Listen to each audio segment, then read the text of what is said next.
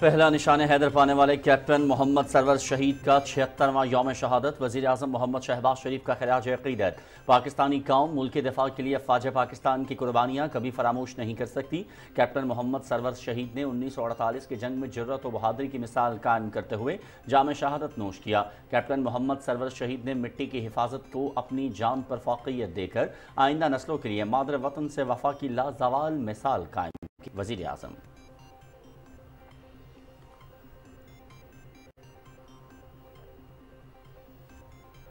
Captain Muhammad Sarwar شہید نشان حیدر کے 76ویں یوم شہادت پر ان کے آبائی گاؤں سنگھوڑی میں ان کی یادگار پر پروقار تقریب۔ لیفٹیننٹ کرنل محمد فیاض کمانڈنگ آفیسر 2 پنجاب تقریب کے مہمان خصوصی تھے۔ انہوں نے army chief general Syed Asim Munir کی جانب سے شہید کی یادگار پر پھول چڑھائے اور فاتح خوانی کی۔ 8 بلوچ ریجمنٹ کے چاق و چوبند دستے نے کیپٹن محمد سرور شہید نشان حیدر کو سلامی پیش کی۔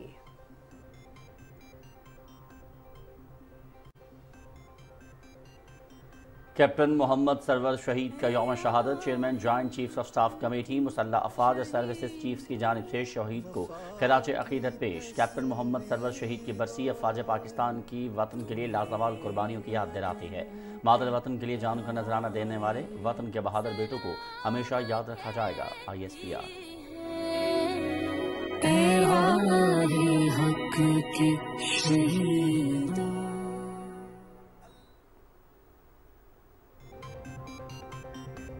خارجی نور ولی محسود اور احمد حسین عرف غٹ حاجی کے گرد گھیرا تنگ۔ منظر عام پر آنے والی فون کال پر قانونی کارروائی کا آغاز۔ فون کال میں خارجی نور ولی محسود احمد حسین عرف غٹ حاجی کو سرکاری املاک اور سکولوں پر حملوں کی ہدایات دے رہا تھا۔ ہدایات پر عمل درآمد کرتے ہوئے ضلع شمالی وزیرستان کے علاقے میرلی میں گرلز سکول کو IED لگا کر اڑا دیا گیا۔ فورینزک ٹیسٹ مثبت آ گیا اور ثابت ہو گیا کہ فون کال میں موجود آواز خارجی نور ولی محسود اور احمد حسین عرف غٹ حاجی کی ہے۔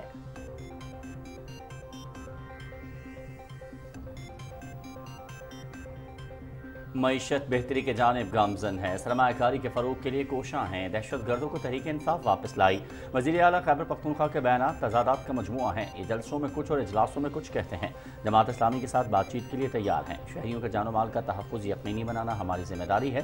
وزیر اطلاعات عطا اللہ طارر اور وفاقی وزیر انجینئر امیر مقام کی نیوز کانفرنس۔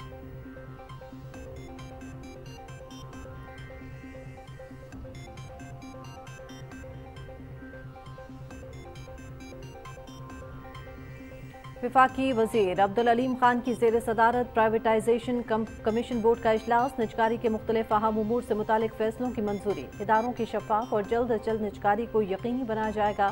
ملک کی معیشت کی مضبوطی اور بحالی کے لیے پرائیویٹائزیشن کا عمل بہت اہمیت کا حامل ہے۔ اداروں کی نجکاری کے قانونی مراحل جنوری 2025 تک مکمل ہوں گے۔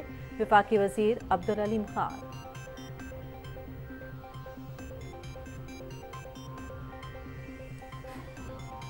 وفاقی وزیر داخلہ محسن نقوی کا کرپشن اور ایجنٹ مافیا کی پشت پناہی پر سخت ایکشن۔ شکایات پر انچارج پاسپورٹ آفس مظفر گڑھ شاہد اقبال کو عہدے سے ہٹا دیا گیا۔ محکمے میں کرپشن کرنے والوں کے لیے کوئی جگہ نہیں۔ پاسپورٹ آفس میں جہاں بھی ایجنٹ مافیا یا کرپشن کی شکایت ملی بلا امتیاز کارروائی ہوگی۔ وفاقی وزیر داخلہ۔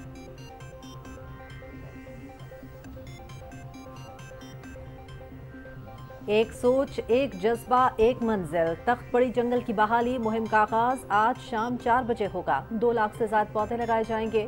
اہل علاقہ میں جوش و خروش۔ مہم میں اقلیتی برادری کی بھی بھرپور شرکت۔ پوٹھوہار کے باسیوں کا بھی شجرکاری مہم میں شرکت کی یقین دہانی۔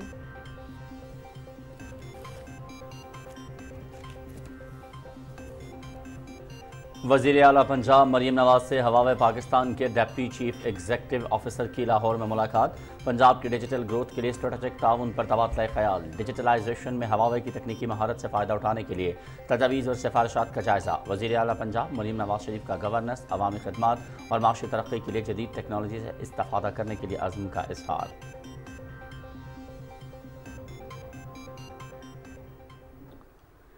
جنوبی غزہ اسرائیل کی وحشیانہ بمباری جاری۔ خان یونس پر اسرائیلی فوج کا تازہ حملہ، 18 فلسطینی شہید، متعدد زخمی۔ رفح پر بمباری میں 5 فلسطینی شہید۔ صہیونی فوج کا فلسطینیوں کو خان یونس سے انخلا کا حکم۔ خان یونس میں تقریباً 1 ہفتے سے سینکڑوں لوگ پھنسے ہوئے ہیں، جن کے پاس نہ تو پانی ہے، نہ خوراک اور نہ ہی کہیں منتقل ہونے کا راستہ۔ सेहूनी फोर्सेस ने फंसे लोगों तक इमदाद पहुंचाने के तमाम रास्ते बंद कर दिए हैं। अक़वाम मुत्तहिदा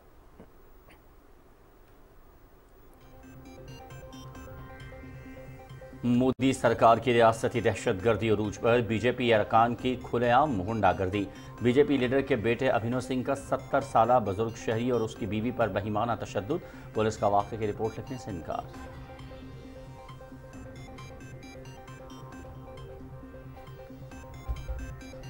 पेरिस ओलंपिक्स का रंगारंग इफ्तिताही तकरीब के साथ बाकायदा आगाज। ज़राए सीन पर होने वाली तकरीब में 3000 से ज्यादा फनकारों ने परफॉर्म किया।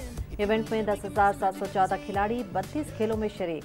पाकिस्तान के 7 एथलीट्स भी किस्मत आजमाएंगे। पेरिस 100 साल बाद ओलंपिक्स की मेजबानी कर रहा है।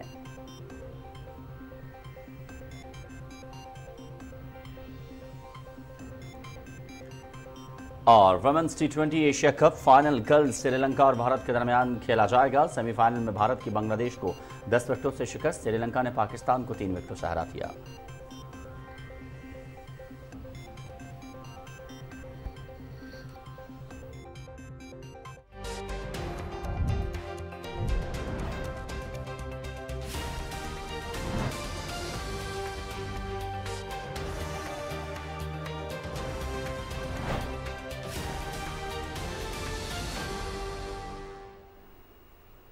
बिस्मिल्लाहिर्रहमानिर्रहीम, अस्सलाम वालेकुम। आप देख रहे हैं पाकिस्तान टेलीविजन न्यूज़। मैं हूं अयाज असलम और मैं हूं हुमा मलिक। सुर्खियां आप जान चुके हैं। खबरनामे का बाकायदा आगाज़ करेंगे। पाकिस्तान की अस्करी तारीख में पहला निशान हैदर हासिल करने वाले कैप्टन मोहम्मद सरवर शहीद का 76वां यौम शहादत आज मनाया जा रहा है। कैप्टन मोहम्मद सरवर शहीद के यौम शहादत पर खराज अकीदत पेश करते हुए वज़ीर आज़म मोहम्मद शहबाज शरीफ का कहना है कि कैप्टन मोहम्मद सरवर शहीद ने 1948 की जंग में जुर्रत व बहादुरी की मिसाल कायम करते हुए जाम शहादत नोश किया। कैप्टन मोहम्मद सरवर शहीद ने मिट्टी की हिफाजत को अपनी जान पर फ़ौक़ियत देकर आइना नस्लों के लिए मादर वतन से वफ़ा की लाजवाल मिसाल कायम की। वज़ीर आज़म ने कहा कि कैप्टन मोहम्मद सरवर शहीद निशान हैदर का यौम शहादत पूरी कौम को अपने शहदा की बेमिसाल कुर्बानियों की याद दिलाता है। वज़ीर आज़म ने कहा कि पूरी कौम मुल्क के दिफा की खातिर अपनी जानों की परवाह किए बगैर अपने फ़राइज़ की अंजामदही करते फ़ौज पाकिस्तान के अफसरान जवानों के शाना बशाना खड़ी है। पाकिस्तानी कौम मुल्क के दिफा के लिए फ़ौज पाकिस्तान की कुर्बानियाँ कभी फरामोश नहीं कर सकती। फ़ौज पाकिस्तान के अफसरान जवान मुल्क के दिफा के लिए अजीम कुर्बानियाँ देते आए हैं और दे रहे हैं। उन्होंने कहा कि उन समेत पूरी कौम को पाक फ़ौज के शहदा और उनके अहले खाना पर फ़ख्र है। और कैप्टन मोहम्मद सरवर शहीद निशान हैदर के 76वें यौम शहादत पर उनके आबाई गांव संघोड़ी में उनकी यादगार पर पुरवकार तकरीब का एहतमाम किया गया। Lieutenant colonel Mohammad Fayaz commanding officer 2 Punjab तकरीब के मेहमान खुसूसी थे। उन्होंने army chief general Syed Asim Munir की जानिब से शहीद की यादगार पर फूल चढ़ाए और फातह खानी की। 8 बलोच रेजिमेंट के चाको चौबंद दस्ते ने कैप्टन मोहम्मद सरवर शहीद निशान हैदर को सलामी पेश की।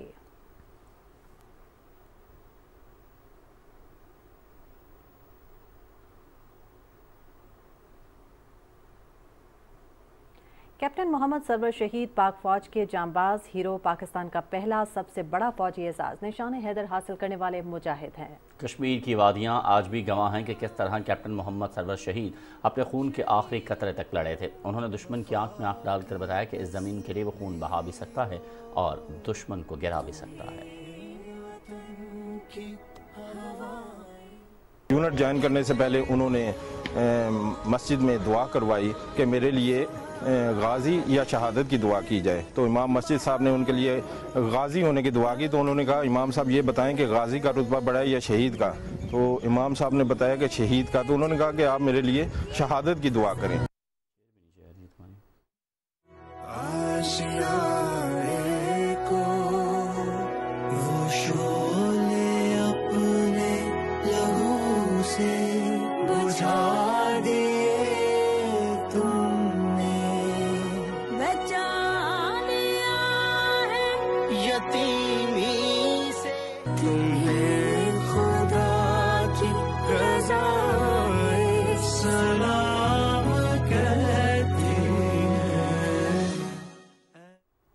कैप्टन मोहम्मद सरवर शहीद के यौम शहादत पर मसाजिद में कुरान खानी और दुआओं का एहतमाम किया गया। उलमा ने शहीद के दर्जात की सरबुलंदी के लिए दुआओं का एहतमाम किया। उलमा कराम का कहना था कि शुहदा की कुर्बानियाँ हम सब पर कर्ज हैं।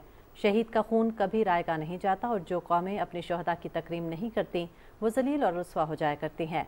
उलमा कराम का कहना था कि आज़ाद फ़ज़ा में सांस लेना हमारे शुहदा की कुर्बानियों ही के मरहून मिन्नत है। मुसल्लह अफवाज chairman joint chiefs of staff committee समेत मुसल्लह अफवाज के सरबराहान ने कैप्टन मोहम्मद सरवर शहीद को ज़बरदस्त खराज अकीदत पेश किया। ISPR का कहना है कि कैप्टन मोहम्मद सरवर शहीद की बेमिसाल बहादुरी और अज़्म को हमेशा याद रखा जाएगा। उन्होंने सन 1948 में अपने खून से पाक सरजमीन की आबियारी की और हमेशा के लिए अमर हो गए। उन्होंने 27 जुलाई सन 1948 को तलपत्रा आज़ाद कश्मीर के मकाम पर जाम शहादत नोश किया था।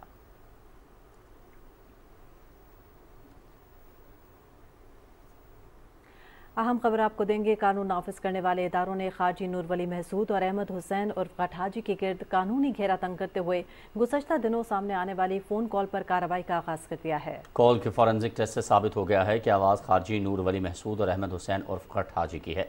फ़ोन कॉल में खारजी नूर वली महसूद अहमद हुसैन उर्फ गट हाजी को सरकारी इमलाक और स्कूलों पर हमलों की हिदायत दे रहा है। खारजी नूर वली महसूद ने हिदायत के मुताबिक मीरली में लड़कियों के स्कूल को धमाके से उड़ा दिया। इसी तनाजुर में टांग से ताल्लुक़ रखने वाले ज़ईफ़ उस्ताद मीरा जान को भी कत्ल कर दिया गया। नाम नहाद शरीयत के लिबादे में छुपकर मकरूह हरकत और मासूम आवाम का खून बहाने की इजाज़त हरगिज़ नहीं दी जाएगी। दहशतगर्दी में मुलव्वस दहशतगर्दों को किसी भी सूरत माफ़ नहीं किया जाएगा।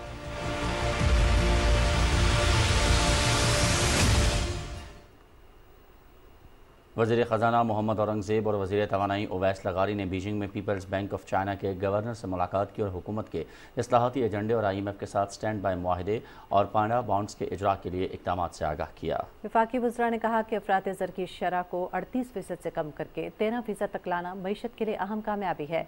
पीपल्स बैंक ऑफ चाइना के गवर्नर ने कहा कि पाकिस्तान के पॉलिसी इक़दामात दानिशमंदाना मालियाती इंतज़ाम वसीतर बैनुल-अक़वामी तनाज़ुर की अक्कासी करता है। मुलाकात में तवील मुद्दती इस्तेहकाम के लिए इक़्तिसादी तरक्की, इस्लाहाती एजेंडे के तसलसल को बरकरार रखने और CPEC के अगले मरहले के दौरान B2B ताउन को मजबूत बनाने पर भी इत्तेफाक किया गया। वज़ीर ख़जाना मोहम्मद औरंगज़ेब और वज़ीर तवानाई ओवैस लगारी ने vice president China development bank, chairman China international capital corporation और vice administrator national energy administration से भी मुलाकात की।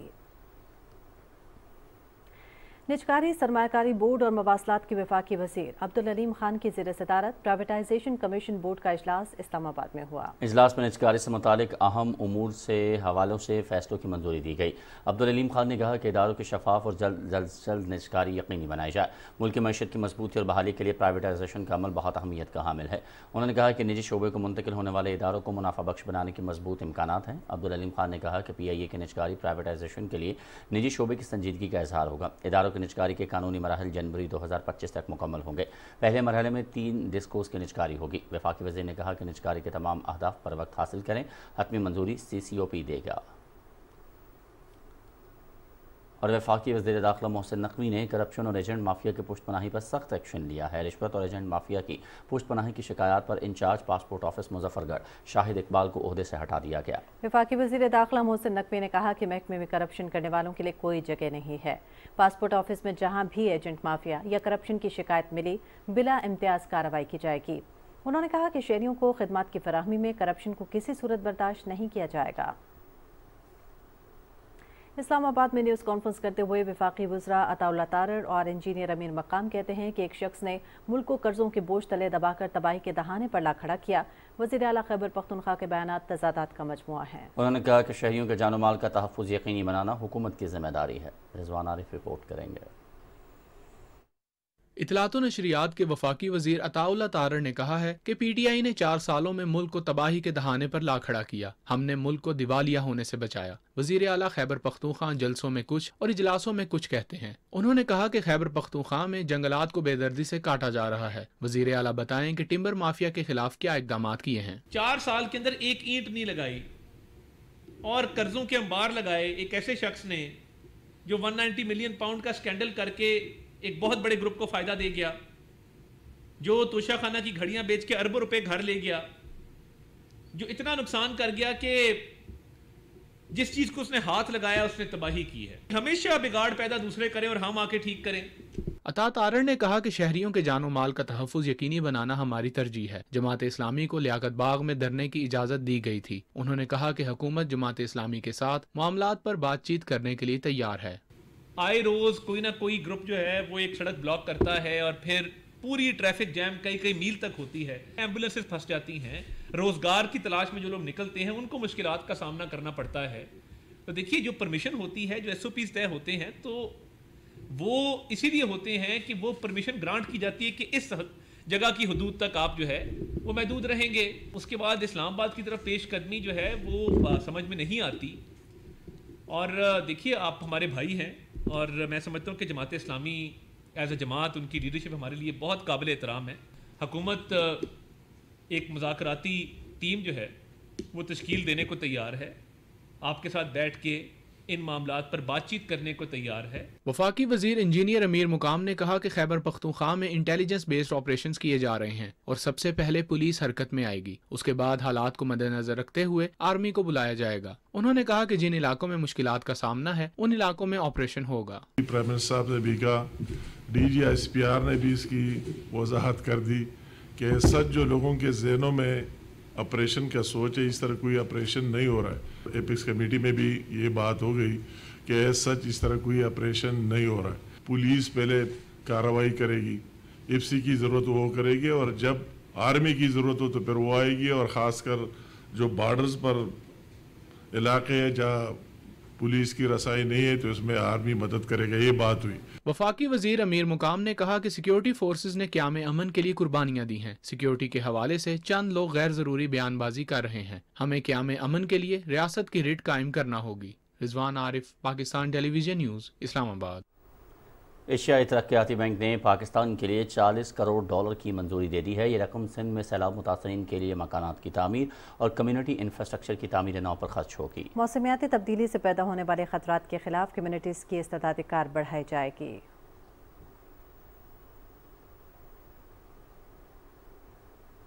صدر مملکت نے سپریم کورٹ میں 2 ایڈ ہاک ججز کی تعیناتی کی منظوری دے دی ہے. سردار طارق مسعود اور مظہر عالم خان میاں خیل کے بطور ایڈ ہاک جج 1 سال کے لیے تعیناتی کی گئی ہے. صدر مملکت نے یہ منظوری آئین کے آرٹیکل 182 کے تحت دی ہے. اور تخت پڑی جنگل بچاؤ مہم کا آج سے آغاز کیا جا رہا ہے, جس میں 2 لاکھ سے زائد پودے لگائے جائیں گے. ایک سوچ, ایک جذبہ, ایک منزل میں تخت پڑی جنگل کی بحالی مہم میں بطور گرین یوتھ ایمبیسڈرز کرکٹرز, عیسائی, سکھ اور ہندو برادری بھی بھرپور شرکت کر رہی ہے. مسا کسوال گوجر خان کے معززین نے بھی تخت پڑی شجرکاری بحالی مہم میں شرکت کی یقین دہانی کروائی ہے. تخت پڑی کے ارد گرد گاؤں کے لوگوں اور پٹوہار کے باسیوں کی بھی تخت پڑی جنگل سے گہری دلچسپی موجود ہے. 27 جولائی کو تخت پڑی جنگل بحالی میں شرکت کر کے مٹی کا قرض اتارنے پر زور دیا گیا ہے.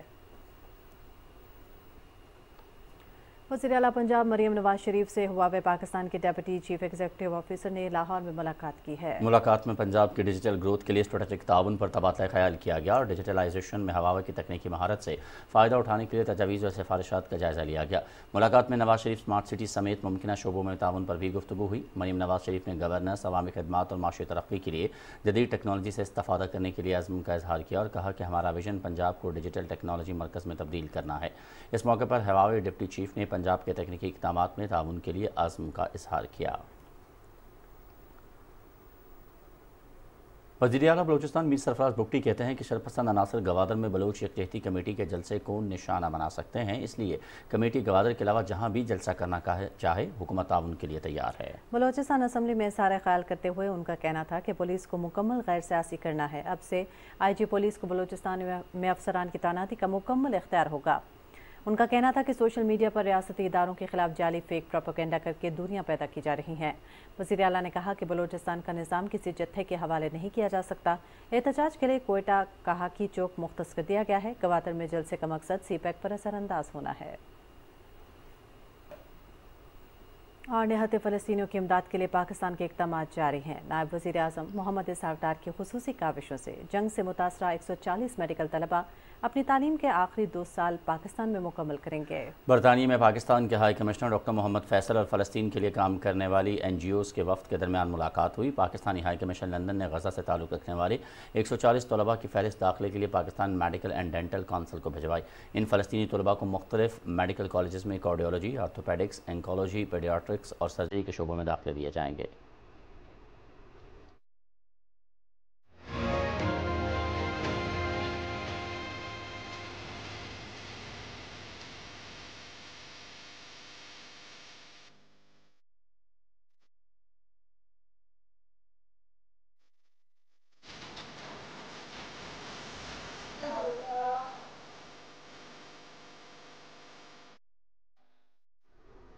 اور غزہ کی پٹی کے مختلف علاقوں میں اسرائیلی بربریت جاری ہے۔ سامونی حملوں میں متعدد فلسطینی شہید اور کئی زخمی ہو گئے۔ غزہ کے جنوب میں خان یونس پر تازہ اسرائیلی فضائی حملوں میں کم از کم 18 افراد شہید ہو گئے، جبکہ 2 افراد کو شمالی غزہ اور 1 کو نصیرات پناہ گزین کیمپ میں شہید کیا گیا۔ اسرائیلی فضائی حملے میں غزہ میں 3 شہری جبکہ رافع میں 1 بچے سمیت کم سے کم 5 افراد شہید ہوئے۔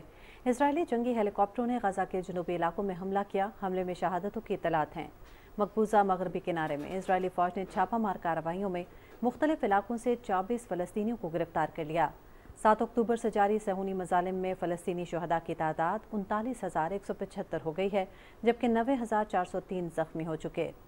ادھر صہیونی افواج نے ایک بار پھر خان یونس کے جنوبی علاقوں سے فلسطینیوں کو انخلاء کی ہدایات جاری کی ہیں۔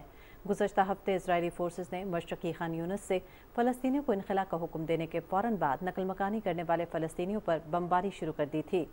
اقوام متحدہ نے کہا ہے کہ خان یونس میں گزشتہ 6 روز سے محصور فلسطینی پانی اور خوراک کے بغیر پھنسے ہوئے ہیں اور شدید گرمی اور حفظان صحت کی ناقص صورتحال کے باعث وہ مختلف بیماریوں کا شکار ہو رہے ہیں۔ اقوام متحدہ کے رابطہ کار برائے انسانی امور کا کہنا ہے کہ صہیونی فورسز نے پھنسے لوگوں تک امداد پہنچانے کے تمام راستے بند کر دیے ہیں۔ غزہ کی سنگین صورتحال پر غور کے لیے اقوام متحدہ کی سلامتی کونسل کا اجلاس نیو یارک میں ہوا۔ چین، روس اور الجزائر کی درخواست پر بلائے گئے اجلاس میں فلسطینی پناہ گزینوں کے بارے میں اقوام متحدہ کی ریلیف اینڈ ورکس ایجنسی کی ڈپٹی کمشنر جنرل برائے آپریشن سپورٹ نے غزہ کی انسانی صورتحال پر بریفنگ دی۔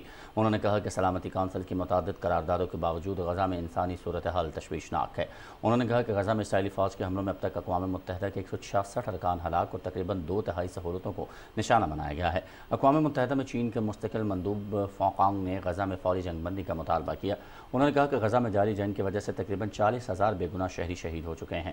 اسرائیل غزہ میں بین الاقوامی قوانین کو بار بار خلاف ورزی کا مرتکب ہو رہا ہے۔ چینی سفیر نے کہا کہ سلامتی کونسل میں غزہ جنگ بندی کی قرارداد منظوری کے بعد بھی اسرائیلی فوج کے حملے اور بمباری جاری ہے۔ انہوں نے کہا کہ چین ایک آزاد فلسطینی ریاست کی مکمل حمایت کرتا ہے۔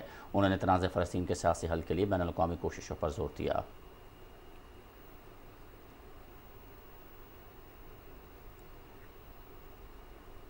چین اور روس کے وزراء خارجہ کے درمیان لاؤس کے دارالحکومت ویتنام میں ملاقات ہوئی ہے۔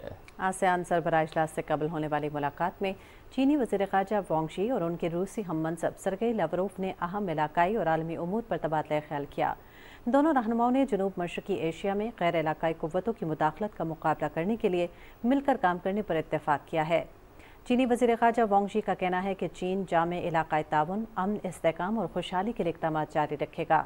اس موقع پر روسی وزیر خارجہ سرگئی لاوروف نے روس آسیان کی مرکزیت کی حمایت اور بیرونی قوتوں کی مداخلت اور دراندازی روکنے کے لیے چین کے ساتھ مل کر کام کرنے کے عزم کا اظہار کیا ہے۔ روس اور چین کے جنگی طیاروں نے جنگی مشقوں کے دوران امریکی ریاست الاسکا کے قریب مشترکہ گشت کیا۔ حکام کے مطابق اس عمل کے دوران فضائی حدود کی کوئی خلاف ورزی نہیں ہوئی۔ امریکی وزیر دفاع لائیڈ آسٹن نے اس حوالے سے کہا ہے کہ الاسکا کے قریب روس اور چین کے طیاروں کا مشترکہ گشت کوئی تعجب کی بات نہیں، تاہم ہم ہر صورتحال کا مقابلہ کرنے کی صلاحیت رکھتے ہیں۔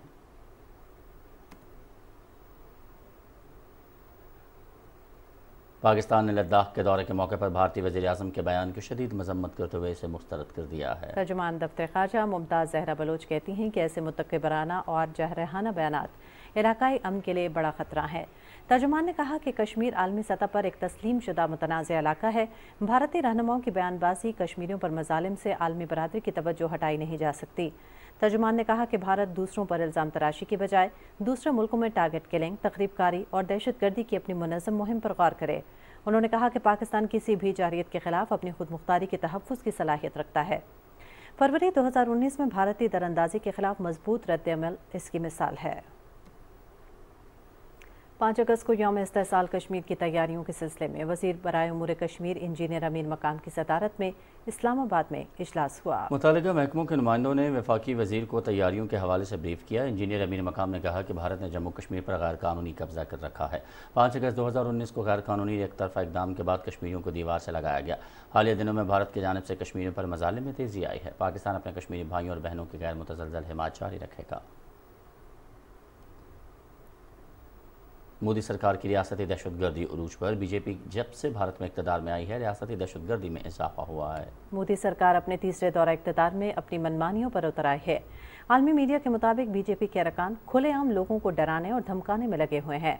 حال ہی میں بی جے پی کے ایک لیڈر बरबल सिंह के बेटे ने एक 70 साल बुजुर्ग शहरी को बुरी तरह से तशद्दुद करके लहूलुहान कर दिया। लोकल मीडिया के मुताबिक सीसीटीवी फुटेज में देखा जा सकता है कि अभिनव सिंह ने बुजुर्ग के साथ उसकी बीवी को भी बेरहमी से थप्पड़ मारे। शहरियों का कहना है कि पुलिस अभी तक बुजुर्ग पर तशद्दुद के वाक़े की रिपोर्ट नहीं लिख रही। बीजेपी की रियासती दहशतगर्दी का ये कोई पहला वाक़या नहीं है। मौजूदा हालात में जहां एक जानिब मोदी हुकूमत को सियासी चैलेंजेस दरपेश हैं, वहीं दूसरी जानिब बीजेपी की दहशतगर्दाना पॉलिसियां भी सामने आ रही हैं। बीजेपी ने हमेशा अभिनव सिंह जैसे शरपसंद अनासिर की पुश्तपनाही की है। मकबूजा कश्मीर में भारतीय फौज की जालिमाना कार्रवाइयों का सिलसिला जारी है। KMS के मुताबिक काबिज अफवाज ने राजौरी, पुंछ, कठुआ, सांभा, डोडा और रियासती अजला में महासरों और तलाशी की कार्रवाइयों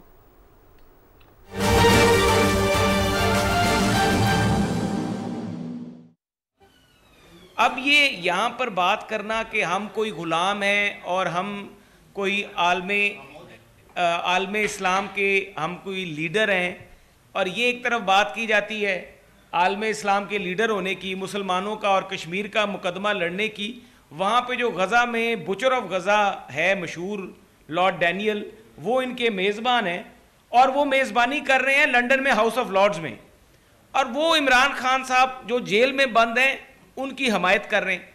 अब पाकिस्तान में जो मुसलमान हैं, फ़लस्तीन में होने वाले जुल्म जितने भी हैं, हम रोज़ तड़पते हैं उन बच्चों की तस्वीरें देख के, उन ख़वातीन की तस्वीरें देख के, और हम यहाँ पर कभी कहते हैं कि हम इन प्रोडक्ट्स का बैन करेंगे, हम ये प्रोडक्ट्स इस्तेमाल नहीं करेंगे। हर घर में हर बच्चा फ़लस्तीन के मुसलमानों के साथ खड़ा है। तो आज मेरा सवाल पाकिस्तान के हर मुसलमान से है, बल्कि पाकिस्तान में नहीं, हकूक़ इंसानी की बात करने वाले हर इंसान से ये सवाल है कि जो बुचर ऑफ गज़ा है, जो लॉर्ड डैनियल है, अगर वो हाउस ऑफ लॉर्ड्स में मेज़बानी कर रहा है तहरीक इंसाफ के लोगों की, तो आप खुद सोचें कि ये जमात कहाँ से आई है, इसका ताना बाना किससे जुड़ा हुआ है।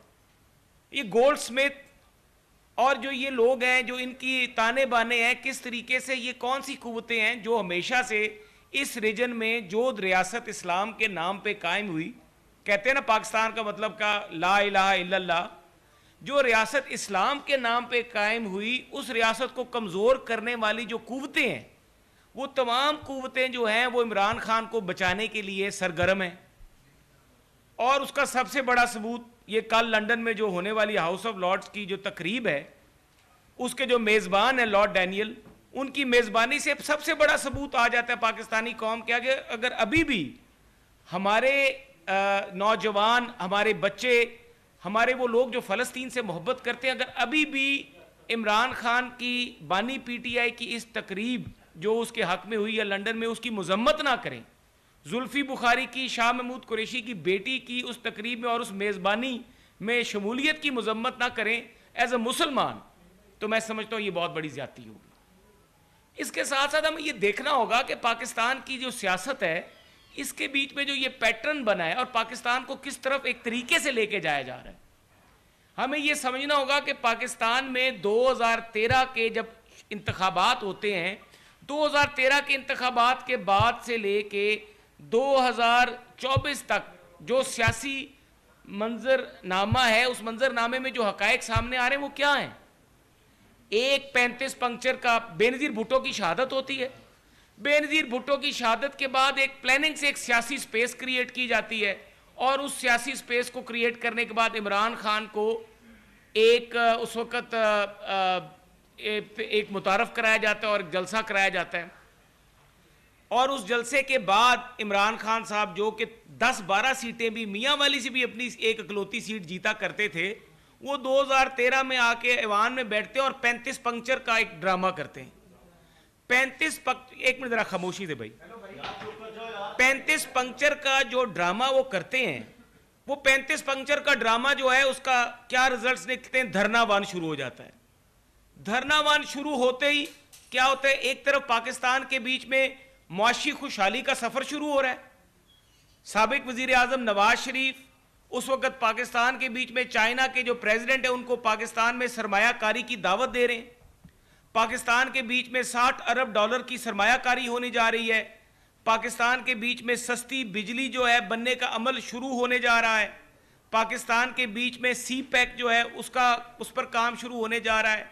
और दूसरी तरफ एक आदमी کنٹینر پہ سوار ہو کے زبردستی ڈی چوک میں آ کر بیٹھ جاتا ہے اور وہ کہتا ہے کہ نہیں ایسے نہیں چلے گا.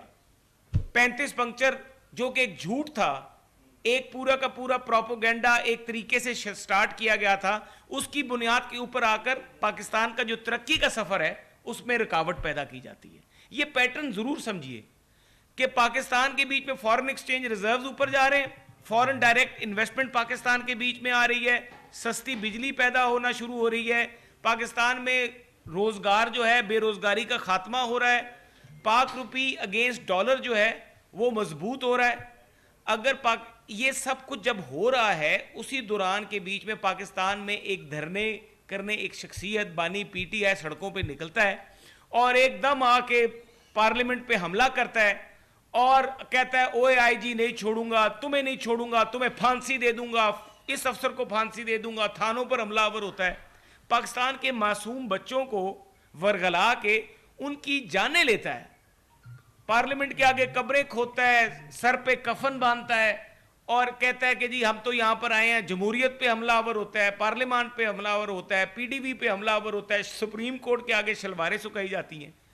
یہ سارا جو ایک پیٹرن تھا وہ دیکھیں اس وقت پاکستان کے بیچ میں جو پاکستان کا جو اکانومی کی جو گروتھ تھی وہ بالکل اس طرح ٹیک آف کر رہا تھا پاکستان, اس کو روکا جاتا ہے. روکنے کے بعد پھر ایک دم جاوید ہاشمی صاحب خود ہی آ کے کہتے ہیں کہ ججز ہمارے آ گئے ہیں. وہ کہتے ہیں کہ جی ججز آ گئے ہمارے, اب تو ہم عدالتوں میں سے فیصلے لیں گے, اور بالکل وہ ہوتا ہے.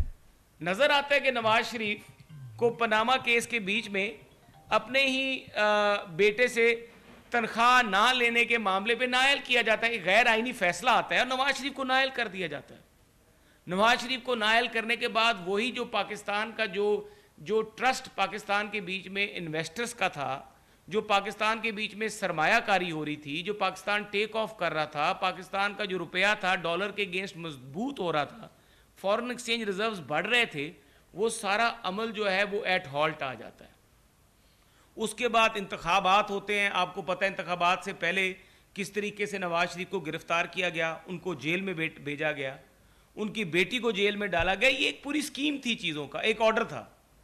اور پھر کس طریقے سے ہماری اکثریت کو 2018 کے انتخابات کی اکثریت کو اقلیت میں بدلا جاتا ہے. ہمیں حکومتیں ہم بنا سکتے تھے, ہماری حکومتیں نہیں بننے دی جاتی, اور آتے ساتھ ہی سب سے پہلا حملہ سی پیک پہ ہوتا ہے.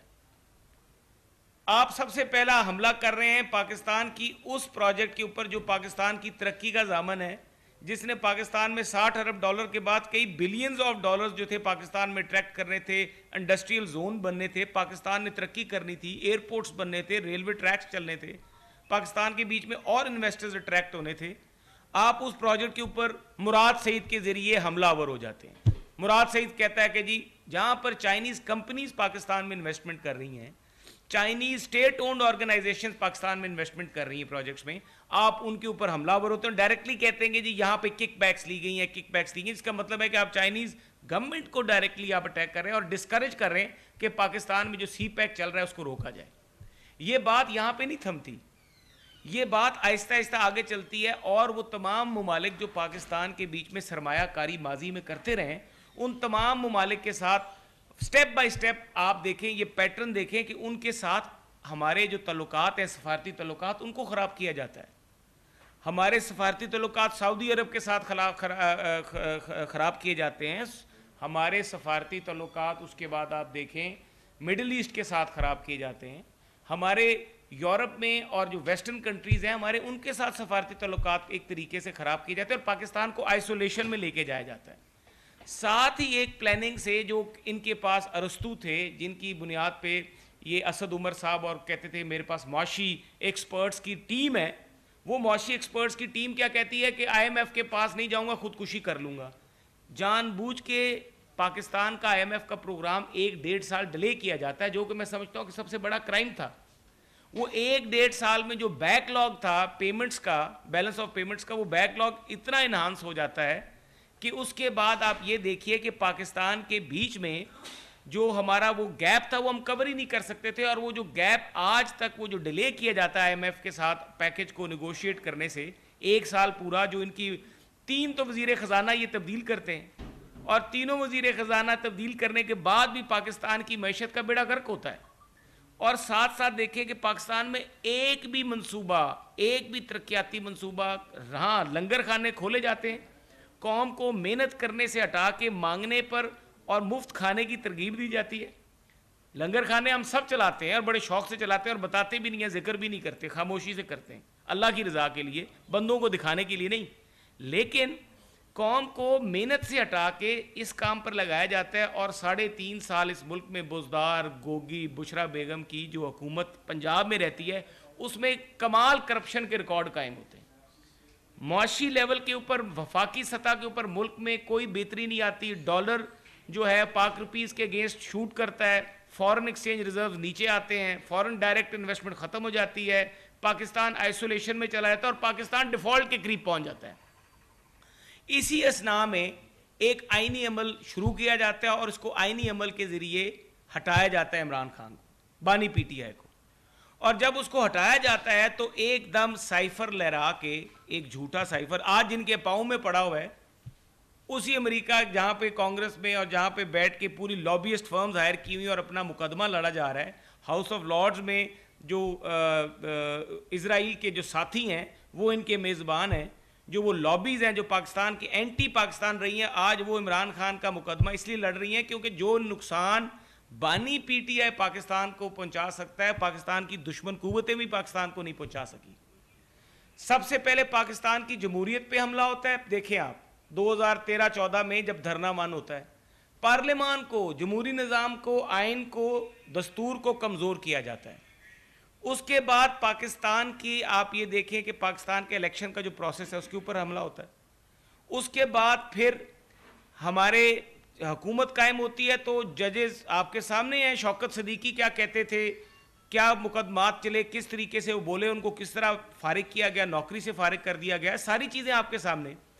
اور اس کے بعد جب الیکشنز 2022 میں جب یہ عدم اعتماد آتی ہے تو عدم اعتماد میں ایک آئینی عمل جو ہے، جو ایک کانسٹیٹیوشنل پروسیس ہے، اس کو ڈیریل کر کے اسمبلی توڑی جاتی ہے، اور ساتھ ہی اپنا آرٹیفیشل انٹیلیجنس کا جو فٹ پرنٹ ہوتا ہے جس پہ billions and billions of rupees, کیونکہ جب بانی پی ٹی آئی کو ہٹایا گیا اس وقت انہوں نے ایک ہی کام کیا، چیئرمین پی ٹی آئی سابقہ نے، اس نے کیا کیا، اس نے 4-5 بلین روپے یونین کونسل کی سطح تک سرکاری وسائل میں سے پیسے لے کے، اس وقت کی حکومت پنجاب سے اور حکومت کے پی کے سے وہ پیسے یونین کونسل کی سطح کے اوپر جا کے اپنے کارکنوں کو، ورکروں کو دیے اور کہا کہ آپ ایک منفی پروپیگنڈا لانچ کریں، آپ نے ہمارا جو بھی چیز ہے سوشل میڈیا پلیٹ فارم پہ شیئر کرنی ہے 10 دفعہ، فیک آئی ڈیز بنوا کے ایک پورا پلاننگ کے ساتھ آرٹیفیشل انٹیلیجنس میں ایک فٹ پرنٹ کریٹ کر کے ہمارے نوجوانوں کو جو پاکستان کو ترقی یافتہ دیکھنا چاہتے ہیں، جب ہمارا دیکھیں ہم آج پاکستان کا مقدمہ لڑ رہے ہیں،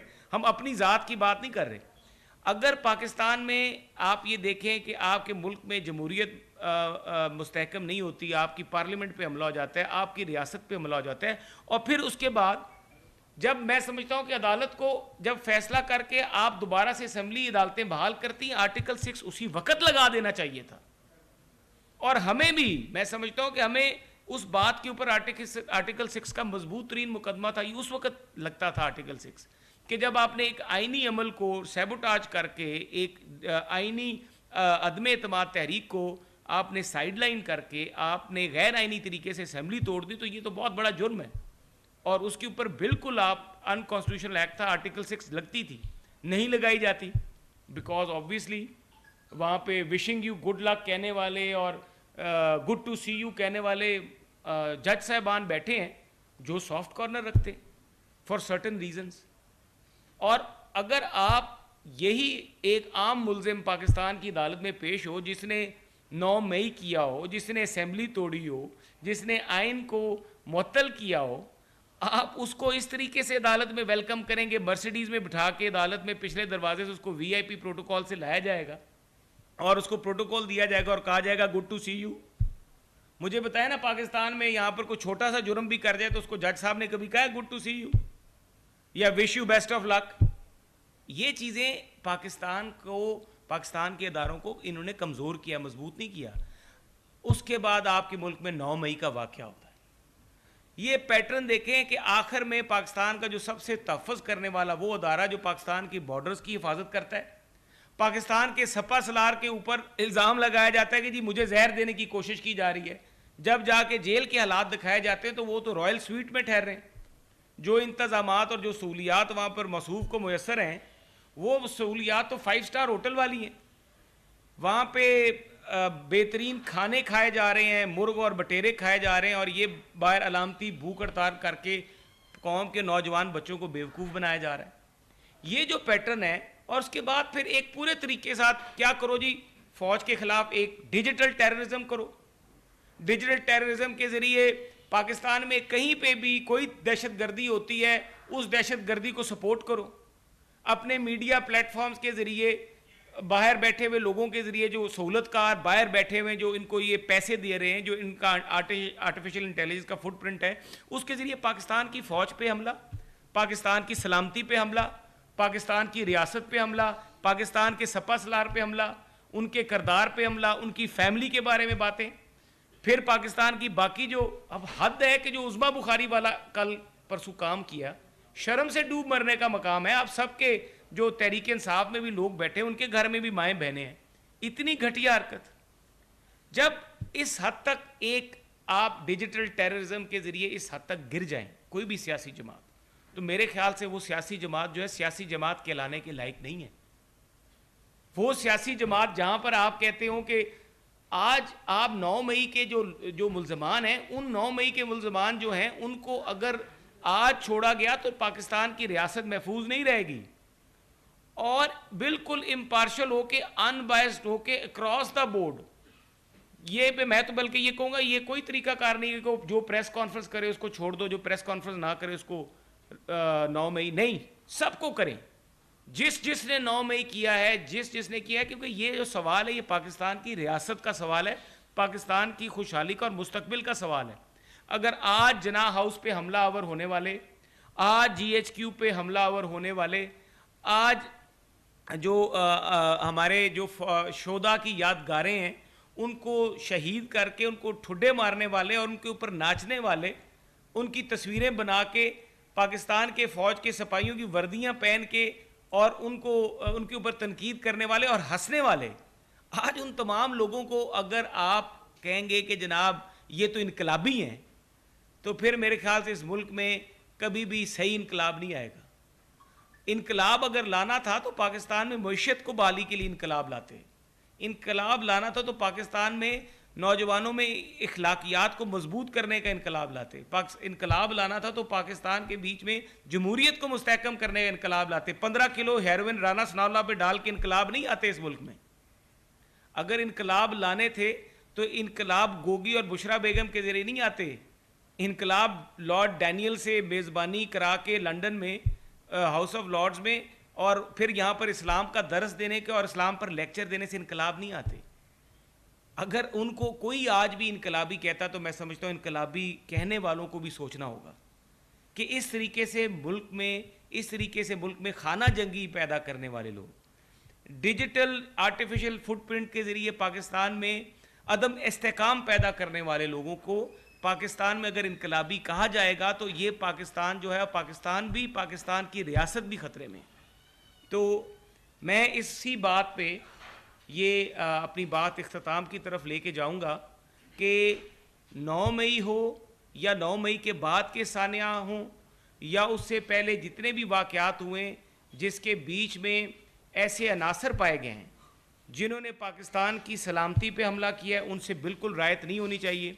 ان کو سزائیں ہونی چاہیے. اگر ان کے پاس اب جب اعتراف جرم بھی آ گیا ہے, جب اس نے خود مان لیا ہے بانی PTI نے کہ میں نے کہا تھا GHQ کے باہر احتجاج کریں, تو ختم بات. اس کے بعد کوئی کمی رہ جاتی ہے؟ جب زوم میٹنگز کے ذریعے, جب پوری ایک پلاننگ کے ذریعے پورے نقشے بنا کے بتایا جاتا ہے, سپاٹس آئیڈینٹیفائی کیے جاتے ہیں کہ ان جگہوں پر آپ نے جا کر حملہ آور ہونا ہے, تو اس کے بعد کوئی بات رہ جاتی ہے, کوئی گنجائش رہ جاتی ہے کہ چھوڑا جائے, ان کو انقلابی کہا جائے؟ جب اعتراف جرم آ گیا, اعتراف جرم کے بعد بانی PTI کے بعد میرا نہیں خیال کہ کوئی گنجائش رہ جاتی ہے قانون میں, آئین میں, دستور میں. اور ایسے لوگوں کو اگر گڈ ٹو سی یو کہا جائے تو میں سمجھتا ہوں کہ وہ لوگ جو ایک مجرم کو جو اعتراف جرم کر رہا ہے اس کو انقلابی کہیں, اس کو گڈ ٹو سی یو کہیں, اس کو وشنگ یو بیسٹ آف لک کہیں, وہ خود مجرم ہے. ان کے لیے کوئی گنجائش نہیں ہونی چاہیے. اور میں سمجھتا ہوں کہ پاکستان کی تمام سیاسی قوتوں کو یہ وقت ہے کہ وہ پیٹرن جو پاکستان میں محترمہ بے نظیر بھٹو کی شہادت کے بعد سے لے کے آج تک جاری ہے, اس پیٹرن کو سمجھنے کی ضرورت ہوگی. اگر کوئی کمیشن بنانا ہے تو 2013 بھی بیچ میں ڈالیں, کمیشن بنانا ہے تو 2013 کے دھرنے بھی بیچ میں ڈالیں, کمیشن بنانا ہے دھرنا 1 دھرنا 2 کو کروانے والے لوگوں کو بھی بیچ میں ڈالیں اور سب کا پھر کمیشن بنائیں. سب دودھ کا دودھ جو ہے وہ سامنے آ جائے گا کہ اصل میں ذمہ دار لوگ کون ہیں, جس بندے کی جس جماعت کی پرورش کس طرح سے کی گئی. آج اس بات پہ بھی کمیشن بنانا چاہیے کہ فورن فنڈنگ کیوں کسی پاکستان کی اور سیاسی جماعت کو اس طرح سے فورن فنڈنگ نہیں ہوتی جس طرح ایک مخصوص سیاسی جماعت تحریک انصاف کو ہوتی ہے. وہ جماعت جو کہ فورن فنڈڈ ہے, جس کو آپ دیکھ رہے ہیں پاکستان کی جو پاکستان کی دشمن جو خیالات رکھنے والی قوتیں ہیں, جو شخصیات ہیں, جو اسلام کے نظریے کے خلاف ہیں, وہ ایک سیاسی جماعت کو اگر مکمل سپورٹ کر رہے ہیں تو ہمیں سوچنا ہوگا یہ لمحہ فکری ہے. اور آج اگر اعتراف جرم کے بعد بھی اگر آج ان لوگوں کو چھوڑ دیا جائے گا تو میں سمجھتا ہوں یہ ملک اور قوم کے ساتھ بہت بڑی سزائیں ہوں گی, بہت بڑی زیادتی ہوگی. بہت شکریہ. فرما دیجیے گا کہ پی ٹی آئی کو بین کرنے کے حوالے سے حکومت نے پریس کانفرنس دی. مسلم لیگ نون کے رہنما بیرسٹر محسن شاہ نواز رانجھا لاہور میں نیوز کانفرنس کر رہے ہیں. خبروں کا سلسلہ آگے بڑھائیں گے اور آپ کو بتائیں کہ آزاد کشمیر میں مستحق بیوہ خواتین کے لیے گھروں کی تعمیر کا پہلا مرحلہ مکمل کر لیا گیا ہے. تفصیل بتائیں گے عدیل احمد خان.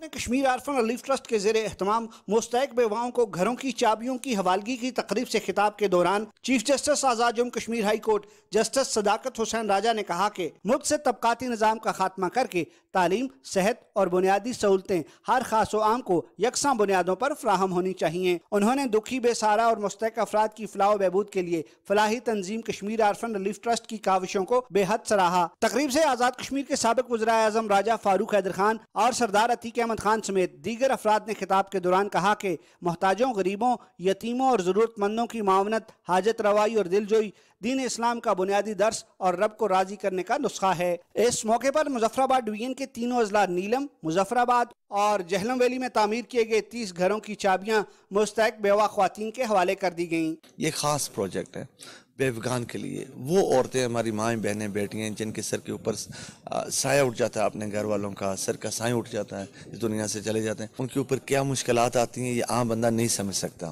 تو ان بیوگان کے لیے گھر تعمیر کر کے دینا, 2 bed room, ورانڈا, kitchen, bath room کے اوپر ایک گھر کی لاگت 28 سے لے کر 30 لاکھ روپے کی لاگت کا ایک گھر بن رہا ہے. چیئرمین کورٹ نے ذرائع ابلاغ کو بتایا کہ میرپور میں 500 بیڈ کے رفاعی اسپتال کی تعمیر کا آغاز ہو چکا ہے, جبکہ کوٹلی میں آزاد کشمیر کا سب سے پہلا اور جدید سہولیات سے آراستہ برن سینٹر تعمیر کے آخری مراحل میں ہے, جہاں مستحق افراد کا بالکل مفت علاج ہو سکے گا. عدیل احمد خان, پاکستان ٹیلی ویژن نیوز, مظفر آباد, آزاد کشمیر.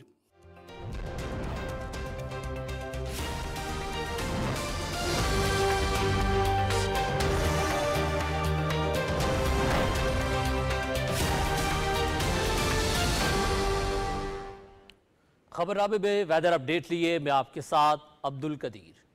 ناظرین, لاہور شہر میں آج صبح سے ٹھنڈی ہوائیں چل رہی ہیں جس سے موسم میں بہتری آئی ہے, جبکہ پنجاب میں مانسون بارشوں کا 5واں سپیل کل سے شروع ہو رہا ہے جو 31 جولائی تک جاری رہے گا.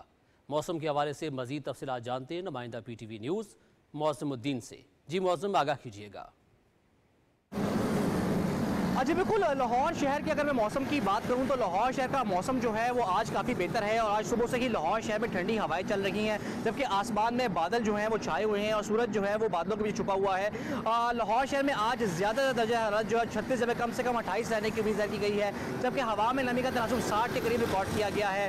محکمہ موسمیات اور پی ڈی ایم اے کے مطابق مانسون بارشوں کا جو 5واں سپیل ہے وہ کل سے شروع ہو رہا ہے اور یہ 31 جولائی تک جاری رہے گا. پی ڈی ایم اے پنجاب نے تمام اضلاع کی جو انتظامیہ ہے اس کو الرٹ رہنے کی ہدایت جاری کی. ان کا یہ کہنا ہے کہ جو نشیبی علاقے ہیں اگر وہاں پانی کھڑا ہوتا ہے تو اس کی فوری نکاسی آپ کو یقینی بنایا جائے. اور یہ بھی امید کی جا رہی ہے کہ لاہور شہر میں آج دوپہر کے یا شام کے اوقات میں کہیں پہ ہلکی بوندا باندی بھی ہو سکتی ہے. جی, ہلکی بوندا باندی ہو سکتی ہے. بہت شکریہ معظم الدین تفصیلات سے آگاہ کرنے کے لیے. اور ناظرین, آئندہ 24 گھنٹے کے دوران ملک کے بیشتر علاقوں میں موسم گرم اور شدید حبس رہنے کا امکان ہے. تاہم کشمیر, مشرقی پنجاب, خطہ پوٹھوہار, इस्लामाबाद और बालाई खैबर पख्तूनख्वा में जक्कड़ चलने और गरज चमक के साथ बारिश की तवक्को है। गुज़श्ता 24 घंटे के दौरान मुल्क के बेशतर इलाकों में मौसम गर्म और शदीद हब्स रहा। और अब बात करेंगे गुज़श्ता रोज़ रिकॉर्ड किए गए ज़्यादा से ज़्यादा दर्जा हरारत की। तो सबसे पहले बात करेंगे दालबंदीन की, जहाँ पे ज़्यादा से ज़्यादा दर्जा हरारत 40 डिग्री सेंटीग्रेड रिकॉर्ड किया गया। जैकबाबाद और चिल्लास में 45, सिब्बी में 44 और सरगोदा में 41 डिग्री सेंटीग्रेड रिकॉर्ड किया गया। ये थी अब तक की मौसम की सूरत हाल। मज़ीद खबरें आप मुलाहिजा कर सकेंगे खबरनामे में एक ब्रेक के बाद।